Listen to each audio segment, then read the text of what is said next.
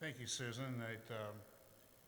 I appreciate the recognition for helping to put this on tonight because we were looking very forward to hosting this when Rick became chairman, that in his third year, we would be saying thank you. And he decided to change the script on us a little bit, but he took a great job. We're happy for him, but we still want to host you here today. And those of you who have had the opportunity to go to the stadium tour today and the State House tour, we're very proud of what we have here in Ohio, and we're glad you're able to be with us. Well, it gives me a great honor to introduce the first of our two speakers for tonight. Chancellor Randy Gardner was appointed by Governor DeWine to be the 10th Chancellor of the Ohio Department of Education in January 2019. As Chancellor, he oversees the state's 2-year and 4-year college and universities and Ohio Technical Centers. Before he became Chancellor, Randy Gardner served a combined total of 33 years in the Ohio Senate and House of Representatives, serving in 7 different elected leadership positions, in addition to the chairmanships of the House and Senate Higher Education Committees. Before his legislative career, he would tell you that he probably had his greatest honor of being a high school history and government teacher.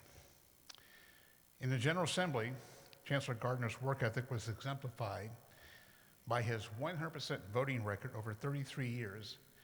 He had a consecutive 10,433 roll call votes on bills, amendments, and resolutions, earning him the nickname the Cal Ripken of the state legislature.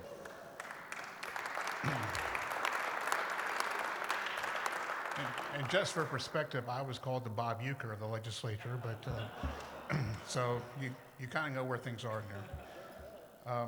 Randy and his wife Sandy reside in Bowling Green and have for all their lives. They have 3 children, and to show you how educationally focused they are, their children's names start with A, B, and C: Austin, Brooks, and Christina. And I'm not sure which one, but one of them blessed the Chancellor and his wife with a first grandchild, so he is a new grandfather. And I've had the opportunity to know Randy for 27 years. He was Majority Leader of the House when I got appointed to the House, and spent some time there with him. And then he went to the Senate, and I caught up with him over there. And now we're back together at Department of Education. And you learn some of Randy's habits over time there. He's not really a suit guy. He's more of a blue blazer, gray pants. He wears off on you, but he's a great friend. I don't know anybody who works harder and studies the issues more than he did. If you were in his committees, you had to know everything that you were talking about because he would eventually find out if you were serious about what you were talking about. So at this time, please help me welcome the Chancellor of Higher Education for the State of Ohio, Randy Gardner.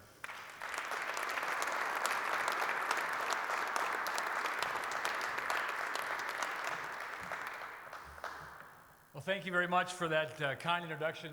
Now you know more than my mom does about me, but no, it's just a great honor to be here tonight. I must just say right from the beginning, I wasn't your first choice or your second choice, but I am delighted to be here and share a few things. This is not really a long prepared speech per se, but I did want to say a little bit about legislators that are with us. MEC has a great agenda. Some legislators will be participating tomorrow, which is terrific. But 2 legislators who are currently in the legislature are with us tonight at dinner, an extra effort to be here. And I do want to acknowledge them at this time. The chairman of the House Higher Education Committee, Representative John Cross. John, say hello to everybody. Good.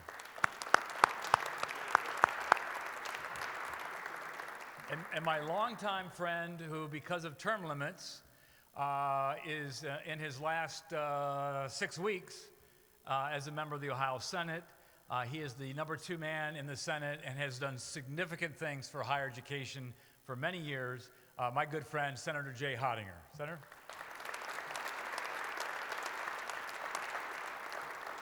Now we have a number of others, former Senator and former Speaker Pro Tem Gary Cates, one of my senior vice chancellors, another senior vice chancellor, Mike Duffy. Mike Duffy is still here, chaired the House Higher Education Committee when I was in the Senate. So we appreciate you being here. And then Rick Carfagna, who in my first weeks and months as Chancellor for Governor DeWine was the House higher education leader, and really appreciated working with him and continue to this day to work with him on issues. I'm really excited that Kevin Hoggatt could be here tonight with Intel Corporation to tell you some things about workforce and about unbelievable momentum that has been built in Ohio based on that announcement and others. And he works for, I think, one of the finest senators in the country, did work for one of the finest senators in the country until a couple months ago, and that's Senator Rob Portman. So pass along when you get a chance our thanks and appreciation to Senator Portman for his years of service here in Ohio. Yeah, that deserves applause. It does. It does. You know, I'll say something else about the State House. Now, it has already been mentioned about this being an open air between two, and I've served here for about 10 years while this was an open air, two different buildings, no atrium. And it's very true about the stories about the pigeons. And you've already been identified, for those of you who haven't looked up in the archway there, is Pigeon Pete. But what wasn't said is that as we were trying to dodge and go between buildings, the pigeons were only doing to us legislators what our constituents wish they could do, you know. So I'm glad most of you got that. I appreciate that. But I started in '85 in the House, '96 when this was renovated later on. My office was 7 foot by 9 foot when I came to the House. And I was in one of the nicer offices. We had something like 300 offices crammed in the State House, which would have been a violation of the state fire code if it hadn't been that we passed the fire marshal's state budget. But it was just kind of remarkable the change that occurred, and rightfully so, I believe, in this, the People's House, the chambers, and our seat of we ought to protect and invest in this building, this State House, and it has stood the test of time. I want to say something about Governor DeWine, because if it wasn't for Governor DeWine, I wouldn't be standing before you as Chancellor. Became Chancellor on the day that Governor DeWine was sworn in 2019. And not everybody knows the role of Chancellor, and I know your states have varieties of systems as to the governance of higher education. But my family didn't really know much about Chancellor either. I remember when I was going to be announced the very next day, I told my oldest son, I'm going to be the Chancellor of Higher Education. He goes, Chancellor, how long is that term? And I said, it could be a week. And he said, you're signing up for that? And what I mean is the Chancellor in Ohio is not appointed by a Board of Regents or any type of a board. It is a cabinet position with the governor. And you serve at the pleasure every day. And when it's time for him to choose a new chancellor, he has sole authority to make that decision. But it's a very different position. I know we have a number of House and Senate members, others who have... Is that me? It could be the governor. I was asking him to... It's a 614 number, but it's not the governor.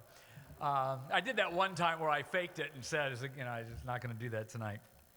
The bottom line is we have great opportunities in this state, I think, in terms of higher education. I want to especially thank MEC, though, for some of the work you've done and the data collection you've done, because I had a very important budget presentation to make today, and I used from the MEC dashboard, I used some of that data to make our case for some policies. So whoever's in charge of that, developing that, let's applaud that. So.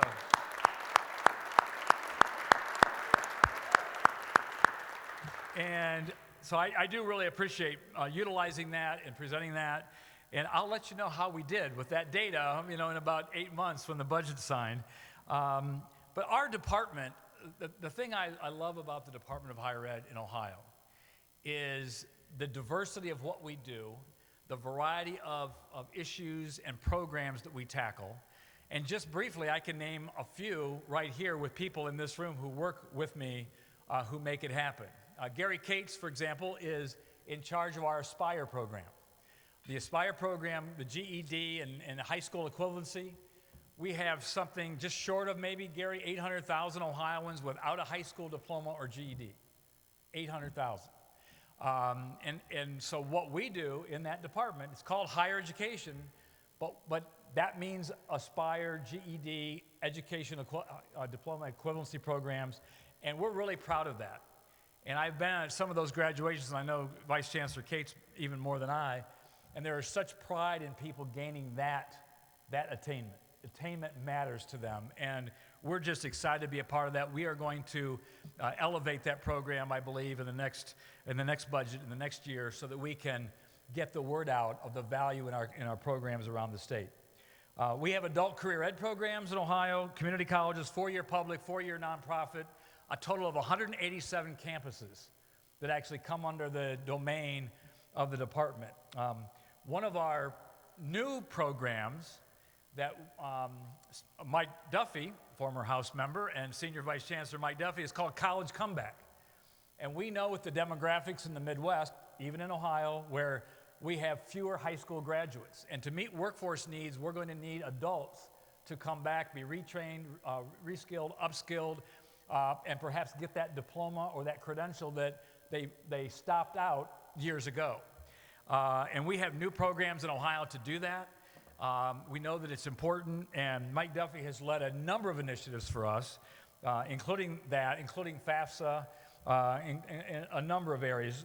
Computer science, where we're behind some of you in computer science production, and we're aiming to catch up and pass you. But Mike Duffy, thank you again. I'm going to introduce Mike again to everybody. Everybody maybe knows Mike, but I want to especially appreciate that he's done so much. Done so much for us. Higher education matters. My brief finishing comments here is that higher education matters. And how we elevate the value of higher education, I just think is very important. One thing we know, Ithaca did a study, and if in Ohio we gain 5% attainment, half community colleges, half associate degrees, half bachelor's degrees, that would generate $1 billion in savings and new revenue in our state budget.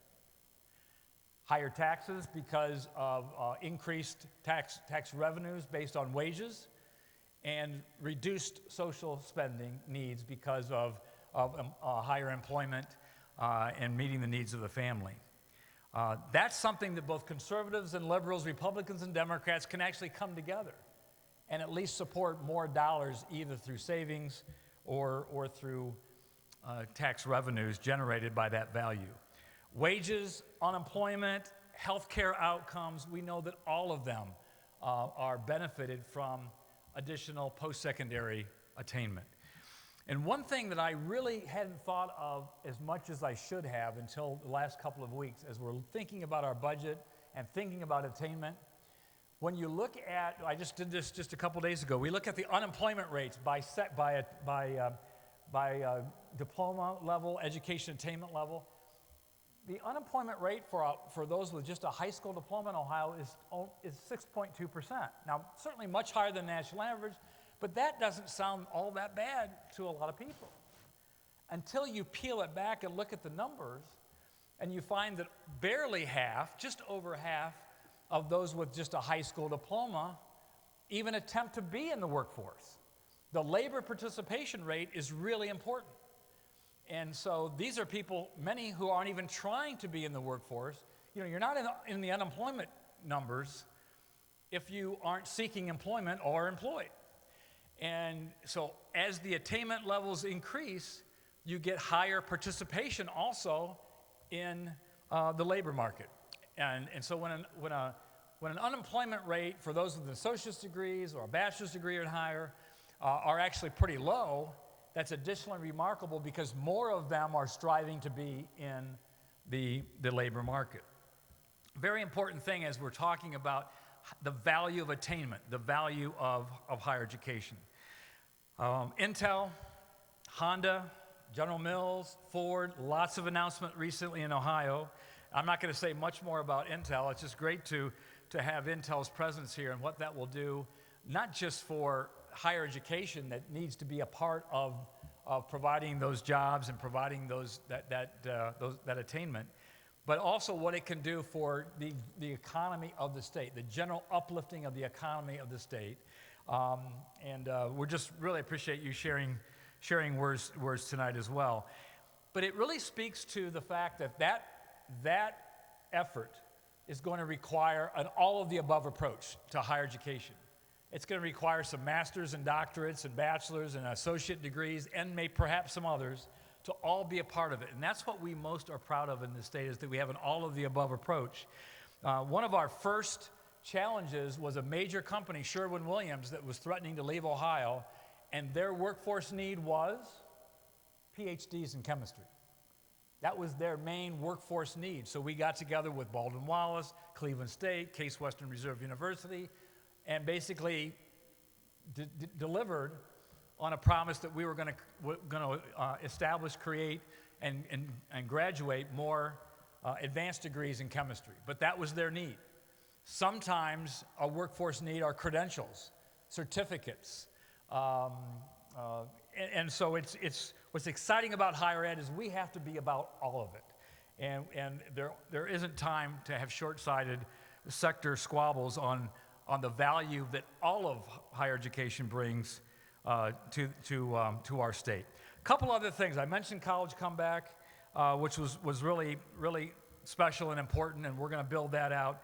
Another thing that I would like to just kind of encourage you to consider in your state, if you're a legislator or if you're someone who knows the governor or others, we started something this year in Ohio that many of you already have in your state in your K through 12 system, but we believe we're the first state in the country to have a collegiate Purple Star Award designation. And we have 33 colleges that signed up in May, another 3 this fall.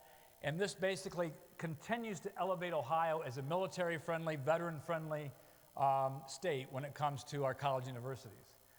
It's a special designation. It kind of puts an additional level of support for veterans and military-connected families. We're already seeing some increases in enrollment based on that designation and based on the college universities coming together. These are community colleges, private institutions, four-year public universities, all have signed up to be part of Collegiate Purple Star. So if you want more information about how you can elevate that program in your state, be glad to share with you. Bottom line is we're proud to be in Ohio. We're proud to be here tonight. We really appreciate MEC choosing Ohio and spending some time. I know that a number of you went to the Horseshoe on a visit. I'm not sure where the Michigan members are, but did you go too? Did you get a scouting report? All right. Oh! And this is the guy that's wearing an Ohio State tie. What do you expect, right? But no, we got to have a little bit of fun. It's a little bit about some competition, but it's a little bit about understanding that we're all Americans. We're all part of a country that needs higher education. We need people to understand the value, both for individuals and for our states. And we know that our states will be stronger if we can get more people to believe in, to support, to trust, and to basically make our systems as strong as we can for the people that we serve, and that's the students and our families' futures in each state. So thank you again for being here. It's just a great honor to spend some time with you. I will not be able to be there tomorrow, but I understand you have some legislators visiting you, and you have a great program. It's just an outstanding agenda, and really appreciate you being here, and welcome again to the great state of Ohio. Thank you.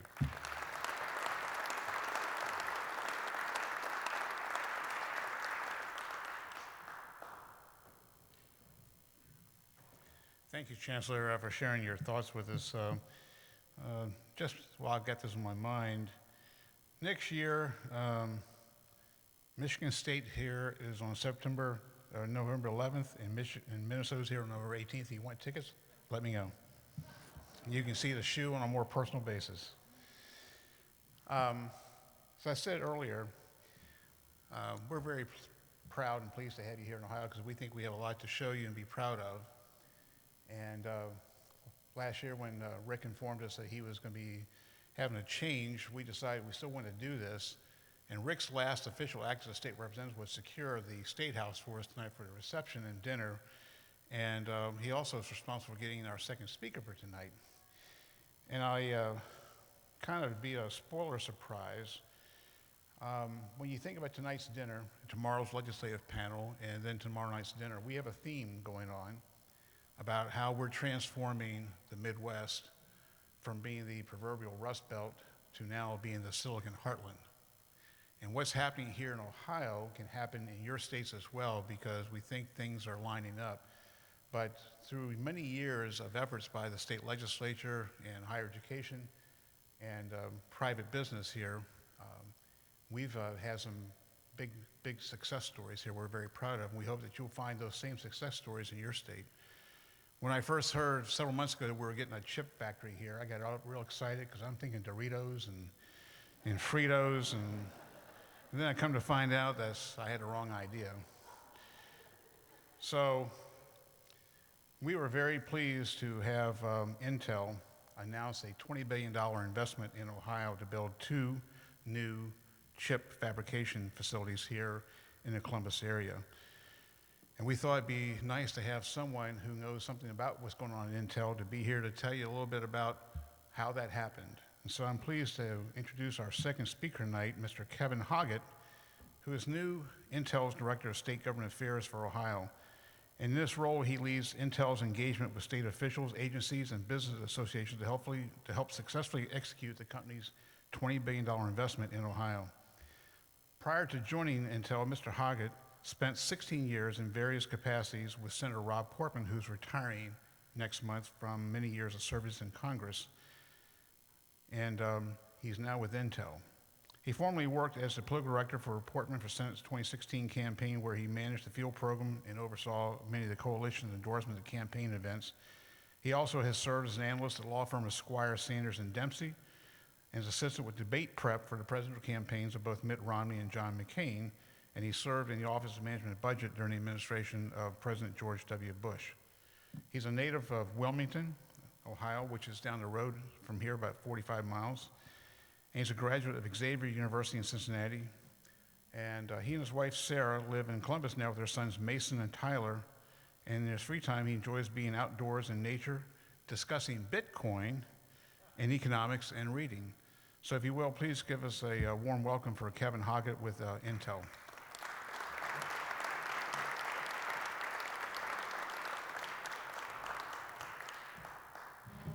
Thanks, Gary, and thanks to Rick for the invite to be here tonight. Welcome to Ohio, or as we like to call it, the Silicon Heartland. You know, your potato chip joke I have to share. For Halloween, we got these nice clear plastic bags with the Intel logo on them and had potato chips inside. And we told all the kids, you know, these are the chips for your belly, and we had a little wafer with our chips on it. We said, these are chips that we make for your computer. And the kids loved it. So the potato chip joke goes a long way.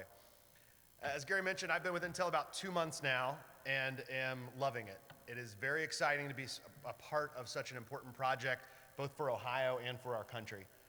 It's great for Ohio because this is the largest investment in Ohio history. I was born and raised here. I want my kids and grandkids to have opportunities. And I think that this investment, not just the size, but the high-tech manufacturing jobs that we're going to create, is going to be transformational for the whole state. It's also really important for the country. In the 90s, we produced about 37% of the chips worldwide. Currently, the United States produces only about 12%. Part of what we're trying to do here in Ohio is reshift that balance back our way. And if you look at Intel as a company, our headquarters is in Silicon Valley. We put the silicon in Silicon Valley. And we have our main manufacturing states are Oregon and Arizona. Ohio is our first greenfield site in over 40 years. And I often get the question of, you know, why Ohio?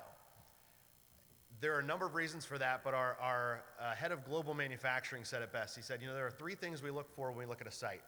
1 is land, 2 is infrastructure, and 3 is talent. In Ohio, thanks to the work of Governor DeWine, Jobs Ohio, and others, we were able to, you know, come up with a site. We have about 1,000 acres, about a half hour northeast of here in Licking County. And you look at the infrastructure Ohio has, we have plentiful water, we have reliable electricity, we have a really nice transportation system. But the third piece is critical, that talent.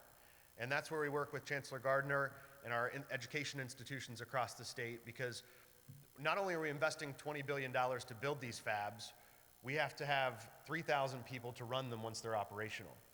And a company doesn't make that investment unless they have the confidence that they're going to have the workforce that they're going to need to be successful long term. So one of the first things we did at the groundbreaking about a month and a half ago is we announced the first, we are announcing we've $50 million for Ohio to help build our workforce pipeline, and then we're spending $50 million outside of Ohio as well. But we announced the first $17.7 million of that at the groundbreaking. We have 8 educational leads across the state, all corners of the state, and they are bringing in other partners. So it's 2-year schools, 4-year schools. Over 80 participating institutions of higher education here in Ohio are all coming together and working to help build this pipeline so that we will have the 3,000 workers we need once we're operational. It's a great example of the private sector working with the state and working with our educational partners, all coming together. And that collaboration, we had all of them in a room a few weeks ago at Columbus State, and the energy is exciting. You can feel it. Everyone knows how big this is for the state, and everyone wants to make sure that we're successful, which we love. I do want to say that the legislature really stepped up at the state level to help make this deal happen, not only with the support of Governor DeWine and Jobs Ohio, but I know Senator Hottinger and Representative Cross are here. They stepped up and helped with a package to bring us here. And then the federal government has also stepped up with the CHIPS Act, which helps make what we're doing here in Ohio possible. So what is a chip? How many know what a chip is? We were talking a little bit earlier. Most people, you've heard of it. It's kind of powers all of our electronics.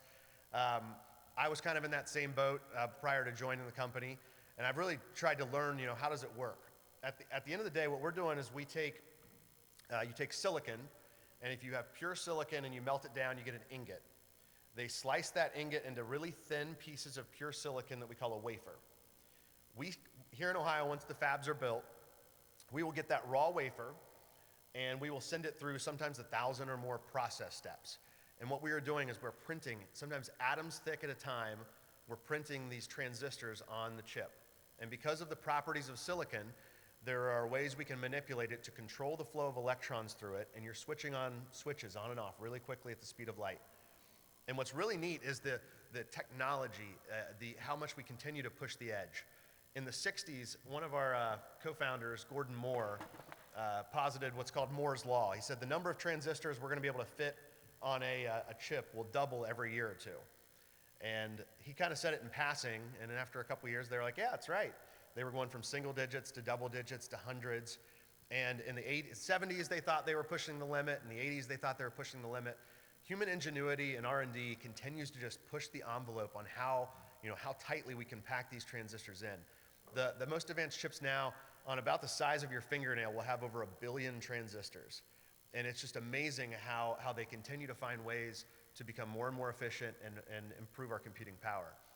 And those switches on and off, if you think of binary code, and I know that gets computer science very quickly, but really all computation, everything digital, from our laptops and our cell phones to data centers to AI to autonomous vehicles, it all boils down to zeros and ones.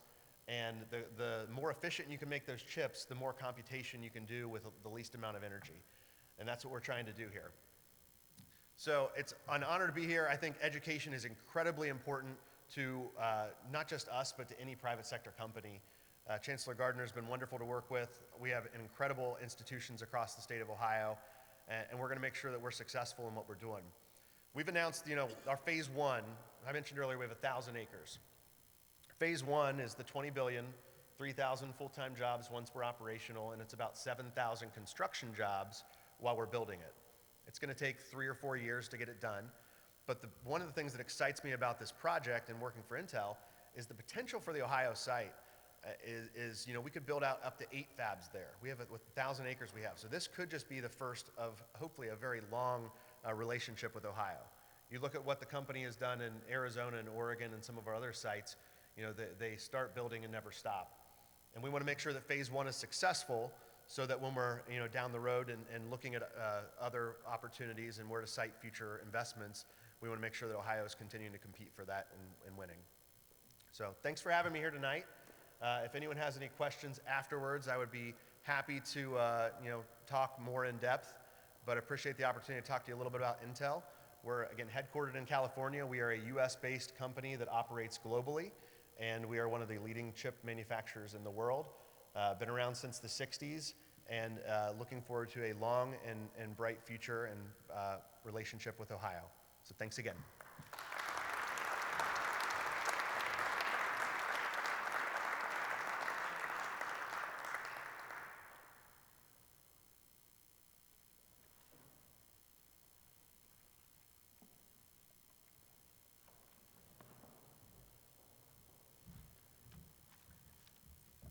Thank you, Kevin. That was wonderful and really interesting to hear about the sort of how the stars have lined up with intention here in Ohio with respect to Intel. Thanks to everybody. I think this has been a really fun evening in such a beautiful location. I wanted to remind us all that in the morning we're going to get started at 8:30 a.m. There's 7:30 breakfast in the floor foyer.